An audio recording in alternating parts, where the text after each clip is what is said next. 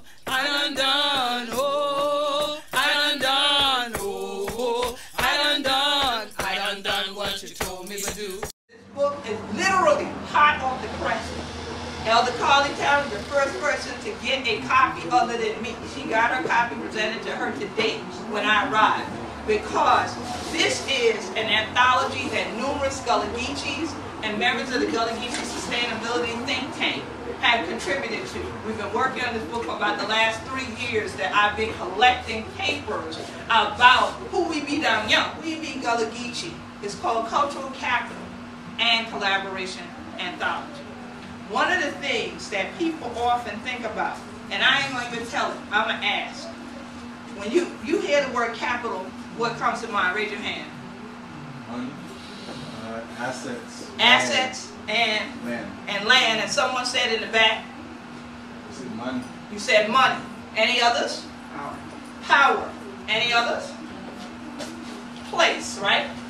You have capitals of places. Well, capital is just what they all just said. They're assets, as well as places, and places can be assets.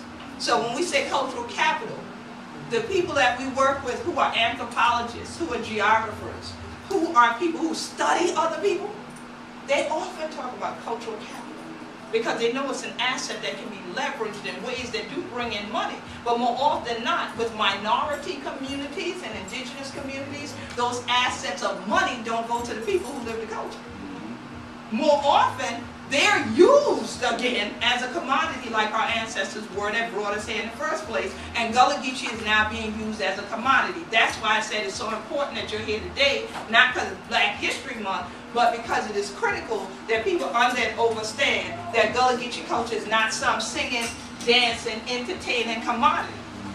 It's a living, breathing culture from St. Helena to Wamala to North Chuck to Chuck downtown to the Hike or around. Georgetown, Sandy Island, all these kind of places like this. Savannah, Sabu, as we say, all of that we own. And Jacksonville in between. I just want to read from the opening, since this is our opening of the Gullah Geechee reading. The insufficient investment in the human and cultural capital of the Gullah Geechee is the reason for this anthology. Through its pages, we welcome you to the cultural capital of the Gullah Geechees by bringing you into the region from Jacksonville, North Carolina to Jacksonville, Florida, which is the Gullah Geechee Nation. This rich place, associated with the living culture and traditions of people of African and indigenous American descent that are called Gullah Geechee, evolved on the sea islands of the Intercoastal Waterway and developed unique ideas, customs, and social behaviors, including language, which has been studied by historians, anthropologists, linguists, and others for centuries.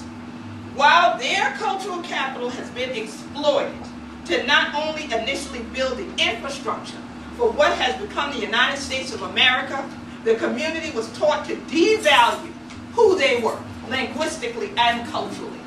However, the assets of the Gullah Geechee people are now being tapped once again as a mechanism to sustain the economy of the Low Country via exploitation for cultural heritage tourism, by presenting packaged versions of entertainment aspects of the culture while forsaking the intellectual and political significance of this national minority of the United States that is also its own nation.